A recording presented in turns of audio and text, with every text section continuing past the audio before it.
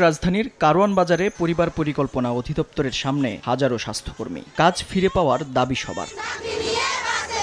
গত 23 জুন হঠাৎই এই নারী কর্মীরা জানতে পারেন তাদের কাজের মেয়াদ বাকি আর মাত্র 7 দিন। অধিদপ্তরের এক নোটিশে বলা হয়, প্রকল্প শেষ হওয়ায় অব্যাহতি দেওয়া হয়েছে সারা দেশের ৩,৬৮৬ জন নারী কর্মীকে, যাদের অধিকাংশই কাজ করছেন প্রায় 10 বছর ধরে। সরকারি বয়সসীমা মেনে নিয়োগ দেওয়া হলেও হঠাৎ অধিদপ্তরের এমন সিদ্ধান্তে ক্ষুব্ধ এই কর্মীরা। হঠাৎ করে আমাদের যে বন্ধ করে দিল, আমরা তো কোনো যাওয়ার কোথাও পথ নাই। আমাদের চাকরিটা যেন থাকে, না থাকলে আমাদের না খেয়ে মরতে হবে, সন্তান নিয়ে, পরিবার নিয়ে। এই চাকরিটাই আমাদের একমাত্র ভরসা। আমাদের হয়তো অনেকের মধ্যে কারো স্বামী নাই, কারো হয়তো পুরো পরিবারটাই মনে করেন যে এই চাকরির উপরে নির্ভর করতেছে।